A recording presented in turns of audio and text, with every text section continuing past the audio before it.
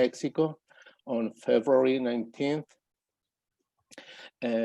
Local contention measurements were started in March 13th, when we had of the order of 100 confirmed cases. The types of measurements I'm talking about is, for instance, some universities closed. When we had of the order of 100. Something is going on. I'm listening myself. Yeah. Okay. As I was saying, on that day, some universities closed in the country, and some local state governments also closed schools of all levels, and also closed public spaces. 10 days later, on March 23rd, a national lockdown started. But it was not a very strict lockdown. I mean, people was not forced to stay at home. It was voluntary. And what happened was that many businesses and places of work were closed, and also all types of public places. And this national lockdown finished on June 1st, a couple of weeks ago. But that doesn't mean that lockdown stopped at all.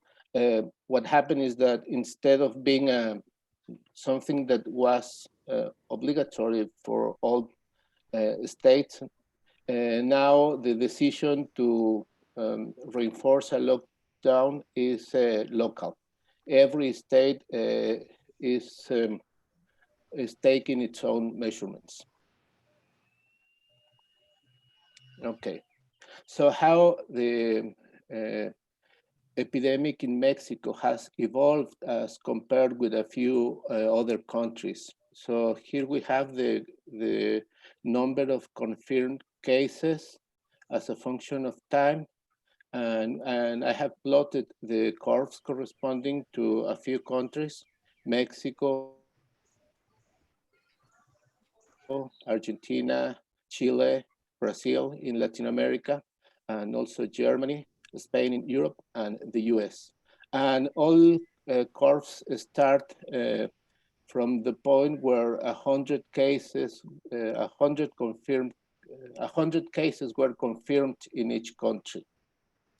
So we can see that the curves of all these Latin American countries have evolved at a smaller rate than the curves in Europe and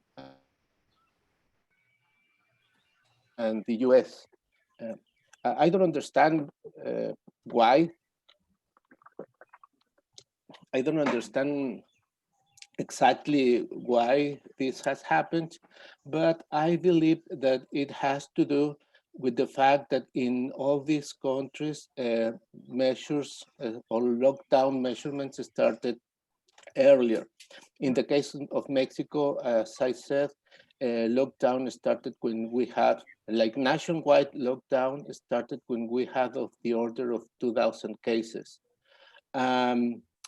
In the case of Mexico, I believe this has to do with the fact that we were the epicenter of the H1, I don't remember the name, AH1N1 influenza epidemic. So there was sort of a memory in the population about that, and many people started to take care of themselves even before there was some call from our government. And another important thing is that we were the last region where the epidemic arrived, so we were very much conscious about how troublesome it could be. So I believe those are the main reasons why the slope is not as pronounced as it were in other places. Well, but there's another important thing to say. The absolute numbers here are not necessarily comparable because the way countries are testing for cases is very different. As I said, Mexico uses, the Mexico testing rate is very, very, very low. It's the lowest in Latin America. So I think it's better if we compare deaths instead of numbers of confirmed cases. So these are the corresponding curves for deaths. And as we can see, for instance, if we look at the number of cases, Mexico and Chile have very similar numbers. But when we look at deaths, Mexico has a lot more deaths than Chile. But still, we can see that the slopes of the curves are smaller in the case of Latin American countries. So this is good because we passed from 100 to 10,000 deaths in more than 50 days, whereas, for instance, in Spain, that happened in 20 days. So this, although talking about people passing away is a tragedy, no matter how you see that. But the fact that in Mexico, it has happened in a long period of time has allowed our hospital system not to collapse, at least generally. The hospital system has been stressed a lot in some parts of the country, but in general, it has been able to deal with the sick people that is arriving. Now let me show this. Mexico is publishing daily a detailed database with all the cases, all the people that has been tested. And in that database, you have information about the place they were born, the place they live nowadays, the day they started with symptoms, the day they arrived into the hospital or to a clinic, etc.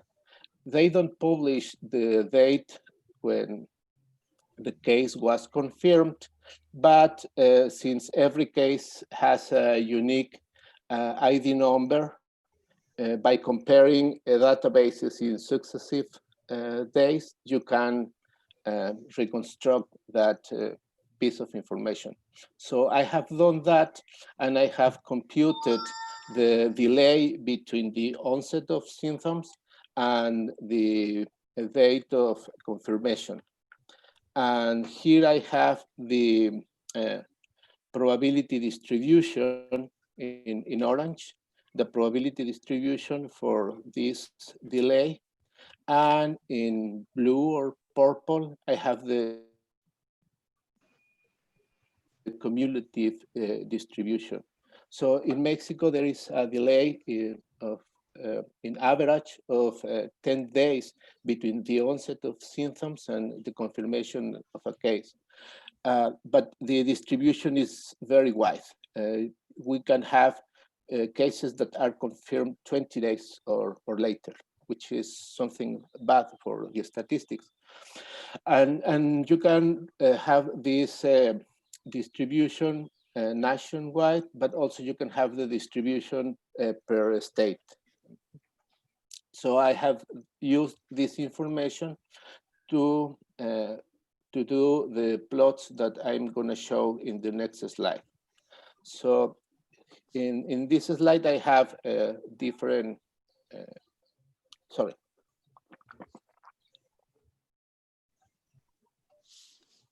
I have different information.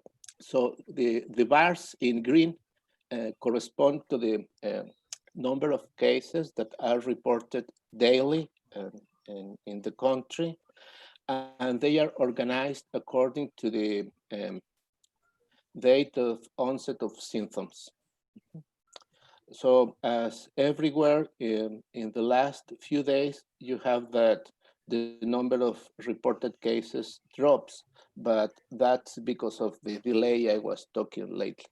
But using the information with the distribution of the probability distribution for delays, I can compute the number of cases that I can estimate the number of cases that will eventually be reported as time passes.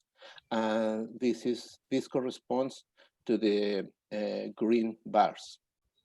So you can see in this plot that apparently Mexico is reaching the peak. We have to wait a few days more to see if this is confirmed, but so far the peak occurred about June 9 or June 10.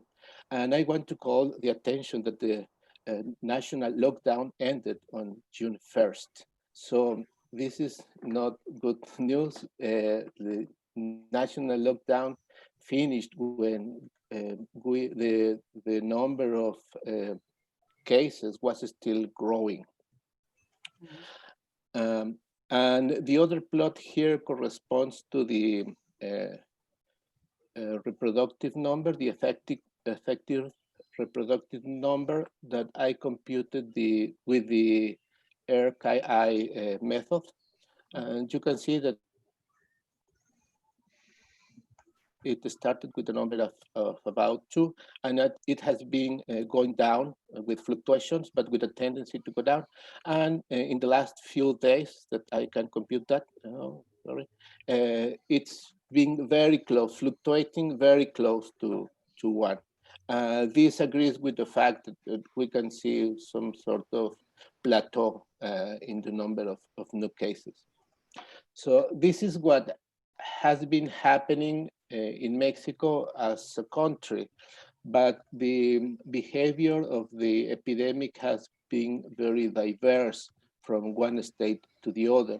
So I'm going to show you the examples of a few states. I'm going to start with places with the states that have been hardly hit by the epidemic.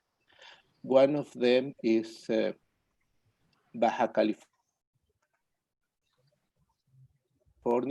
Baja California is the state that is just south of California. And this is a big state, but the cities that were more hardly hit were Tijuana and Mexicali, and these cities sit just at the border with the states. You can see here that there is a notable difference here as regarding to the reproductive number. Right now, it's been fluctuating around 1, but in the beginning, it had larger values, and it took a few weeks to get down. Another place that was hardly hit was Mexico City.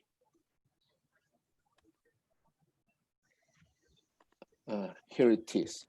So it started with the value about 2. It went down rapidly, but it went up again, and it maintained large values, like around 1.5, for a few weeks before coming down. In Baja California, where I'm going to talk a little bit about politics. Our president, like Donald Trump, for instance, he has disregarded the epidemic, and his behavior contradicts what the Ministry of Health says. So when the epidemic was well advanced in Mexico, he was still visiting different states and having people in the conferences, etc. He has refused to wear a mask, just to name a few behaviors.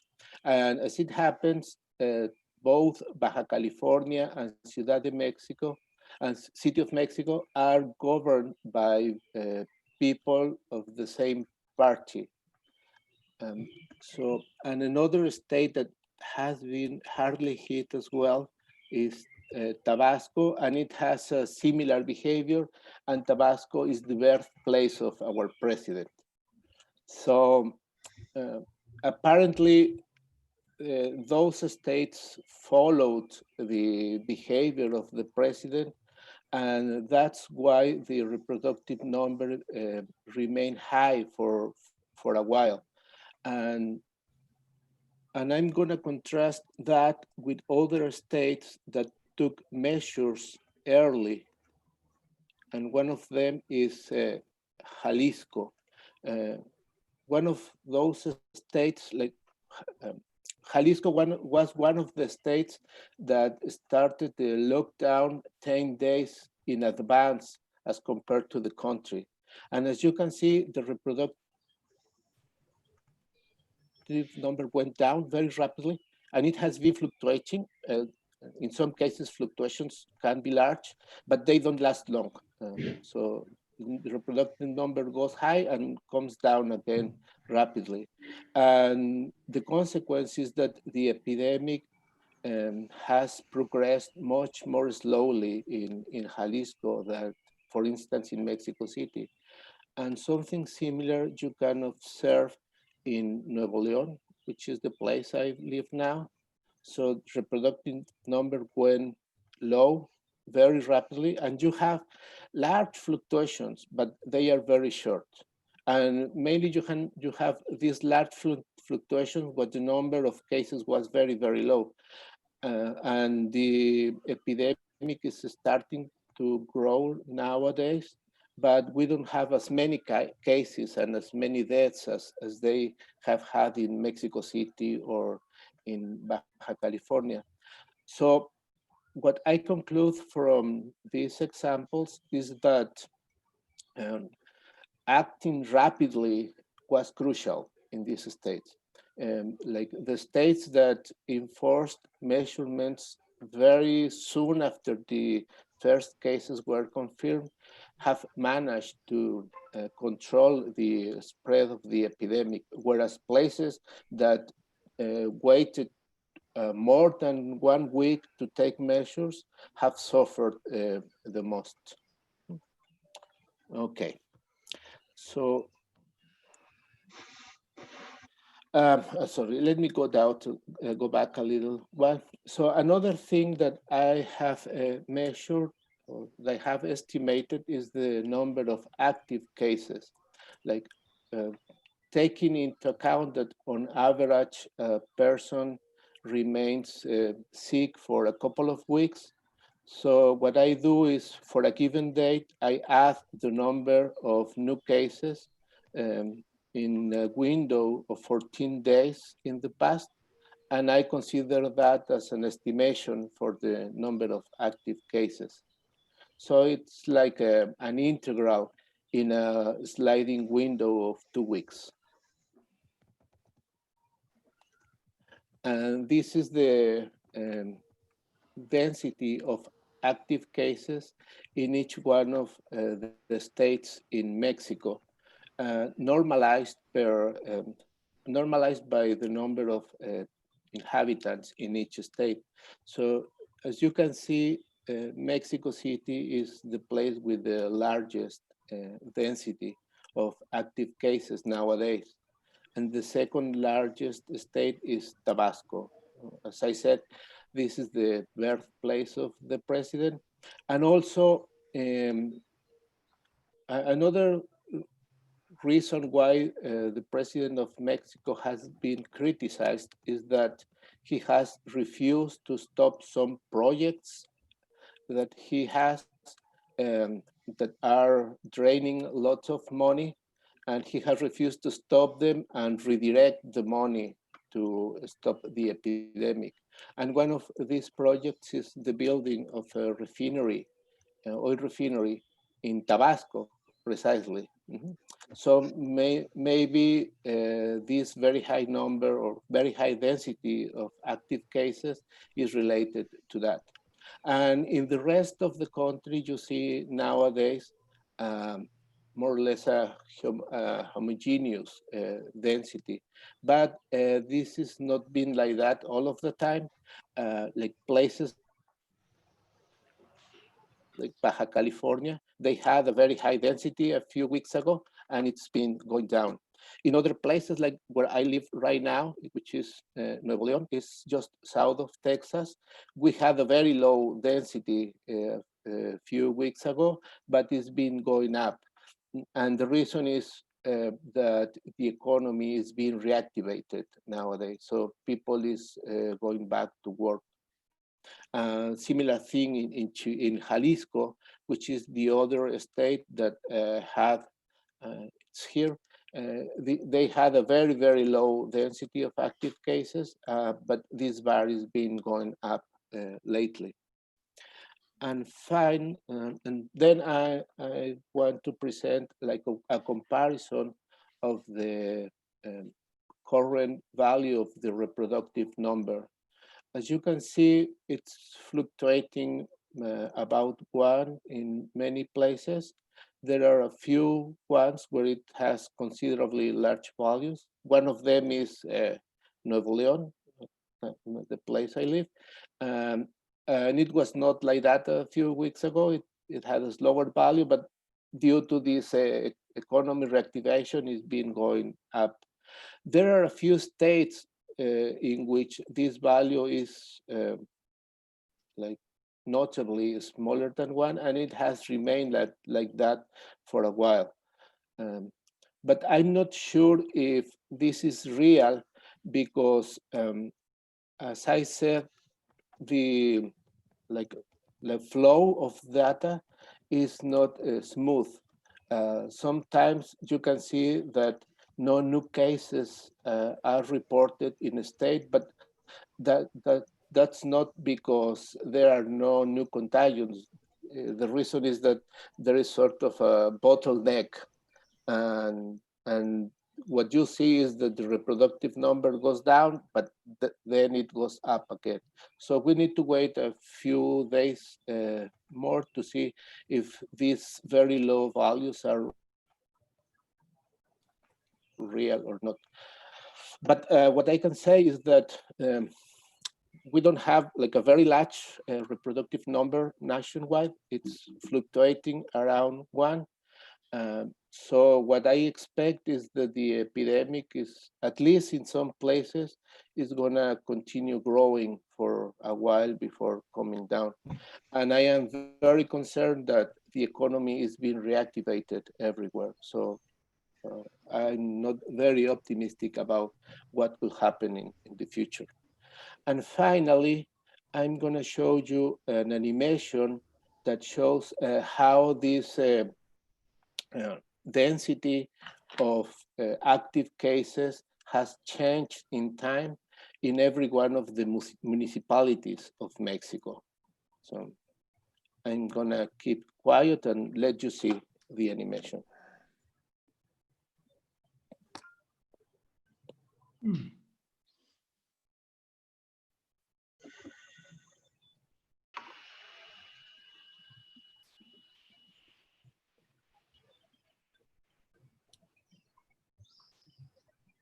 Yeah, so that was it. So as you can see, the epidemic is spread almost everywhere in the country. The few places that remain silent are very rural places with very small towns. For instance, in the north, where you see nothing, it's the desert. Like almost nobody lives here. It's either the desert or the mountains. And in the south, the places where you see nothing, it's like a very rural area with very small towns that are separated from each other. And there are also like some places where you can see like very intense blue. And those are the regions around Mexico City, in the northwest, in the peninsula of Baja California, and also in the Gulf of Mexico, in the southeast part. It's very blue. That's Tabasco. So Well, with that, I think that's all I have to say. Thank you very much.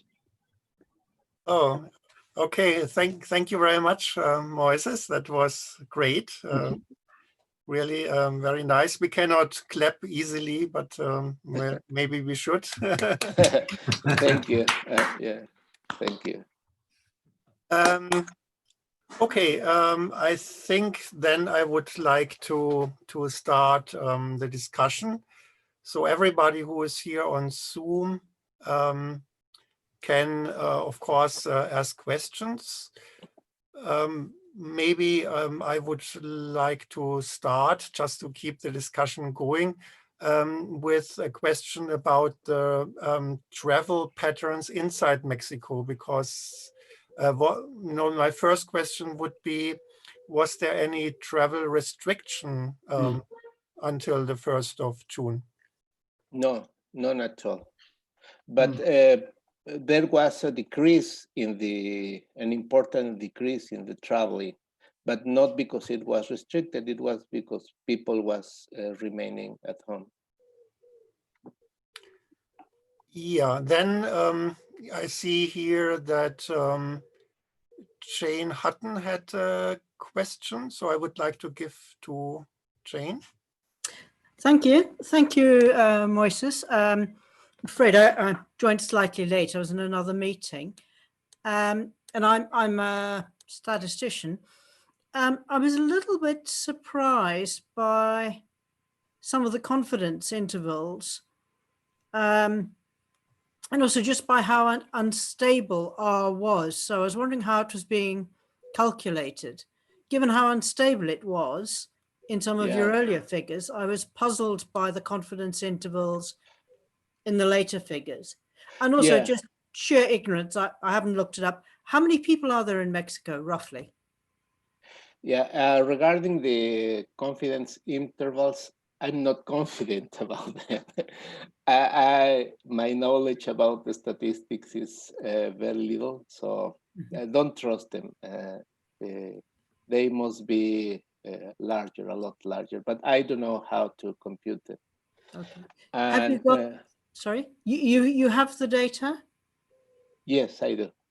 And is it public domain or not? I have the data in GitHub. Okay. Because I have a prospective PhD student who would be very interested. But yeah, sorry. Yeah, I can share with you later the address of my GitHub site, and you can get the data from there. And regarding the population in Mexico, there are about 120 million people. Thank you. Yeah, thank you, Moises. Then I would like to give the word to Johannes. Thanks for this interesting talk. Again, this oscillations or this instability, that's really intriguing what you talked about. And there are some ideas about super spreader events and the importance of super spreader events. Could you comment on that? So one possibility would be that they drive these oscillations, and that would mean that probably the way how we look at the reproduction number is not the appropriate way. Doesn't measure directly what we want to measure. Yeah, well, you're taking me far away from my area of expertise. So I don't know if I can answer your question properly. But for instance, what I think that has happened in Nuevo León, because that's the case that I have followed closely, the very large oscillations you can see in the reproductive number are associated to the way the epidemic has spread here. So the capital of Nuevo León is Monterrey, and it's a metropolis with about 10 different municipalities. 10 different municipalities are integrated into a single metropolis. But this metropolis is not very densely populated. So in the core, you have a dense population, but you have suburbs that are not So you don't have a uniform population. So you have the center of the city and you have the suburbs. And what has happened here is that the epidemic started at the center of the city. Well, indeed, it started in a borough where the wealthiest people live, the municipality of San Pedro. And they claim that it's the wealthiest municipality in Latin America, and they have standards of living comparable to American or European cities.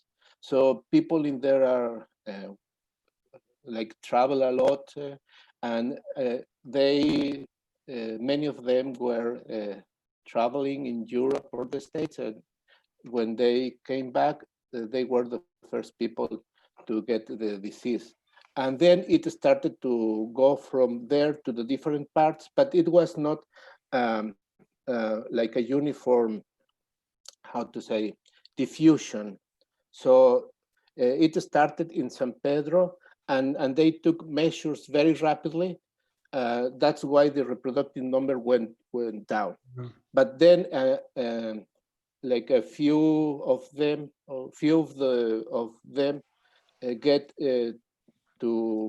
got the disease to other people in other municipalities. So in a different place started a new epidemic focus, I could say. And then from that municipality, it went to another.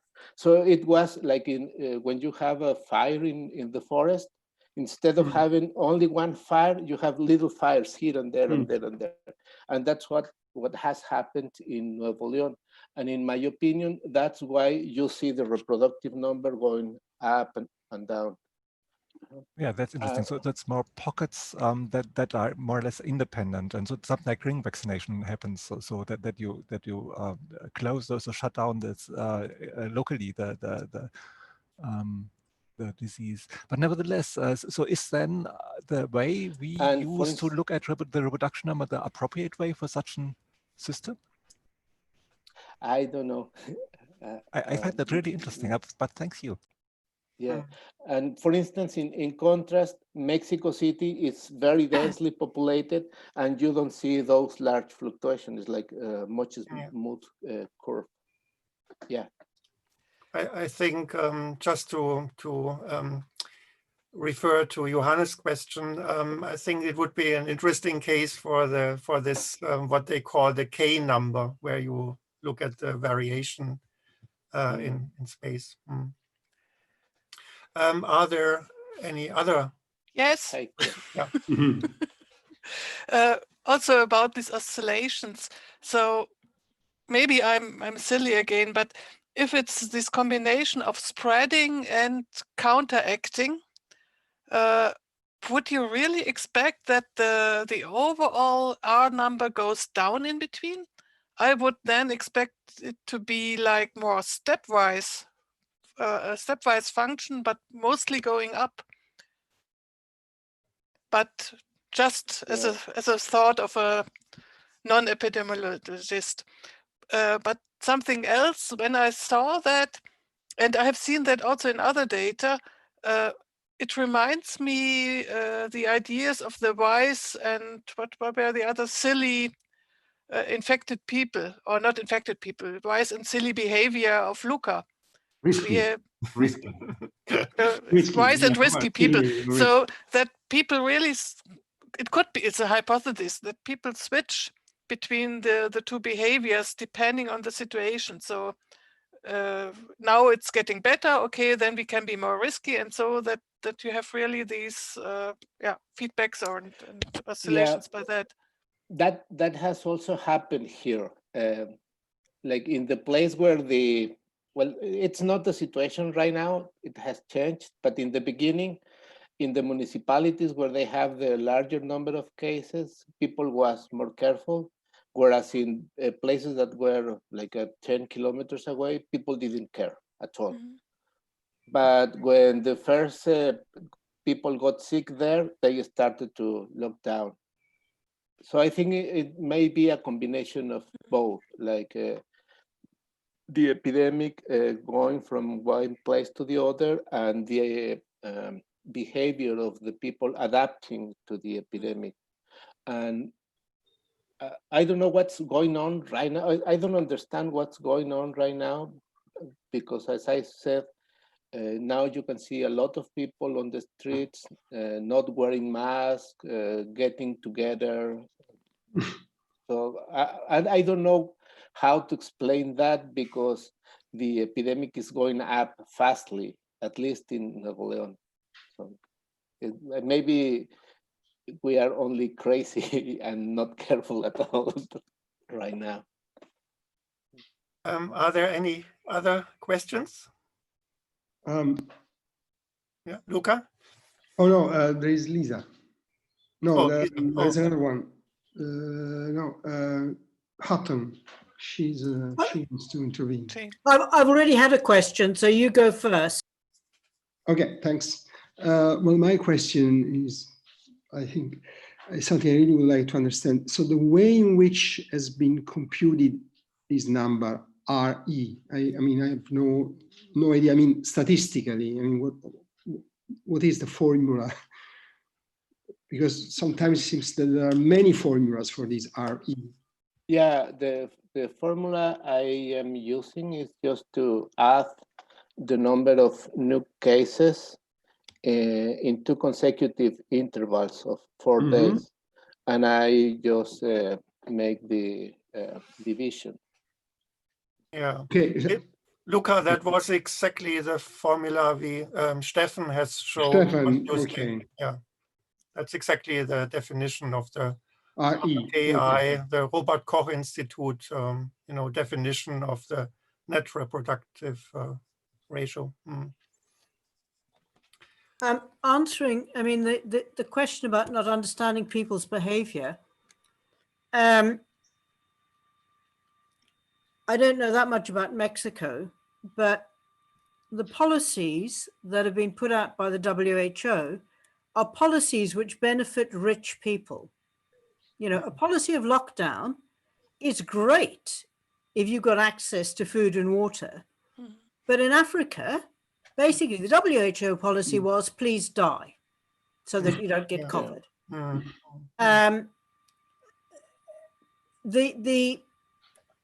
The UK government and the WHO seem to have been completely incompetent when it comes to regarding a sensible wide range of risks. We're talking about increased violence in homes. We're talking about increased mental health problems, major recession, major damage to children. There's, you know, the 2 meter distancing in the UK. Well, it's ludicrous because people apply it in all directions. There's a very big difference between face to face and back to back, or even side. So, you know, sometimes you might give people credit for making a decision, as I've heard people doing. Frankly, I prefer to die of COVID-19 than of starvation. Yeah. That would actually be an interesting question, Moises. So what are there any regions in Mexico which have this problem, like in Africa, you know, where not going to work, having these restrictions was actually, making their livelihood impossible? Yeah. And Mexico City is one of those places, because in Mexico City, half of the population work in the informal economy. So they don't have social security, they don't have access to hospitals, etc. So they don't have a salary. So they have to go out and work.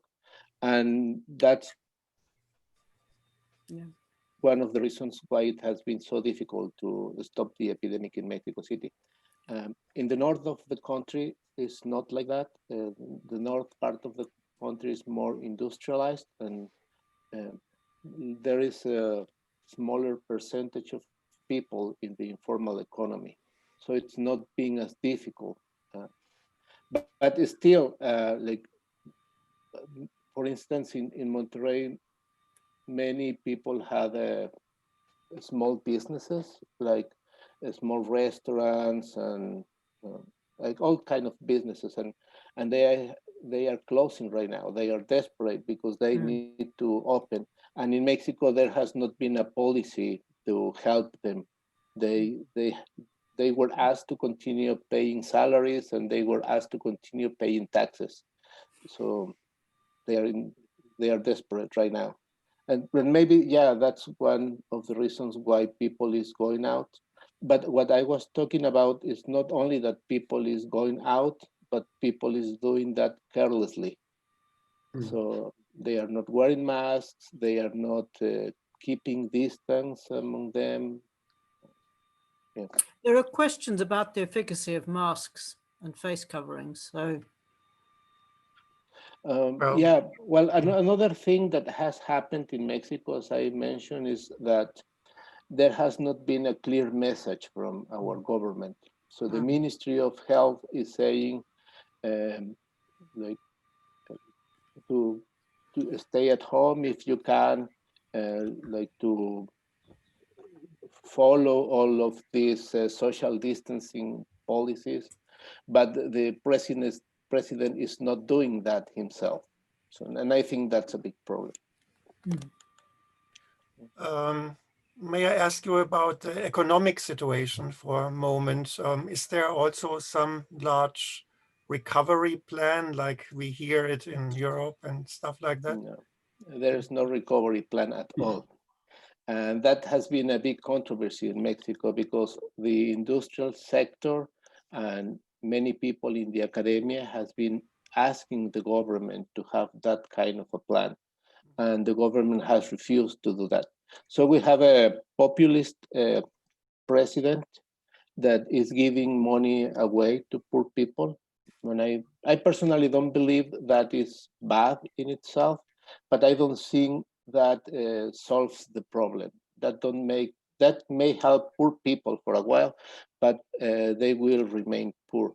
And the president has said that this program that he has is enough for Mexico to recover, for Mexico's economy to recover. So that's a big problem we have. Do you know roughly how much the COVID-19 pandemic did reduce the GDP in Mexico? The figures are that the GDP is gonna go down in this year more than 10%. And so far, the estimates are that more than 10 million people, more than 10 million jobs have been lost due to the epidemic. Yeah, that is massive. Yeah. Are there any other questions? Maybe some of you don't know how to raise the hand in Zoom, so you can also just talk.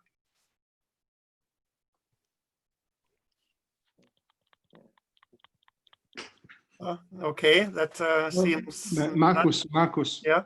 Maybe I have another one. Yeah. So what about the general, I mean, from your point of view, from what is possible to see from Mexico, what is the general situation in the whole Latin America? I think like there are a few countries that have big problems, like Brazil. I think Brazil is the country that it's struggling the most with the epidemic. In Chile, people is complaining a lot, but I don't think it's as bad. I mean, as you can see, they have a large number of confirmed cases, but the number of deaths is not as bad. In Ecuador, I think they have suffered a lot. But in other countries, like for instance, Colombia, Argentina, I think they are doing quite good in managing the epidemic. But just only looking, but this is only looking at the dynamics of the number of confirmed cases and the number of dead people. But regarding the economy, I cannot tell. Sorry. Now, what about the health services, the health systems, the local health systems are doing? What do you think about that? I think in general, they have been stressed, but they have not collapsed, except in a few cities. For instance, in Brazil, I think that Sao Paulo, it's a chaos right now. Yeah, but I don't think that has happened in general, even in Brazil. Bit of a contrast to the UK, where a colleague's daughter, who's an accident and emergency, is spending her time playing poker because nobody's coming in. That's in the UK. Yeah. Moises, just for us to know, what kind of health system do you have in Mexico? It's a combination. We have a public system, which is it's known as IMSS, Mexican Security System, something like that. And all people that have works in the regular economy have access to that kind of system. We have another public system, which is only for people that work for the government. So those are the largest public health systems in Mexico. But they are not very efficient. So many people that have access to them don't go to the clinics. So they look for private practice. And we have a private system which is quite large.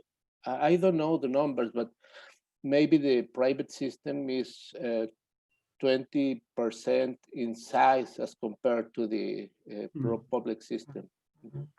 And now the private hospitals reached an agreement with the government that in case the private hospitals that are needed to take care of COVID patients, they will take them and not charge the whole cost.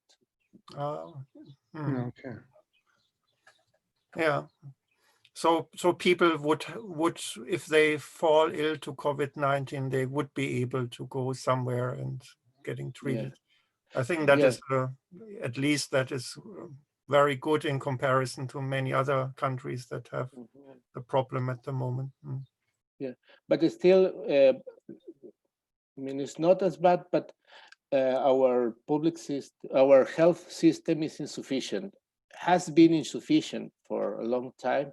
And nowadays it's more evident, and that's true, not only in big cities but mostly in the small towns. So there are many small towns we don't have a public clinic. So. Okay, then if there are no other questions, I would like to come to an end. So I just give you for a second opportunity. Okay, that's not the case. Then I would like to thank Moises again for his talk. Thank you very much. Thank you. Thank you for listening to me. As I said, I'm not an expert in these things, but try to share what I. We can continue with our definitions, etc., at some other places, and come back to you. Good. Okay, so goodbye, everybody. Goodbye. Thank you. Okay. Bye. Goodbye. Thank you. Bye-bye.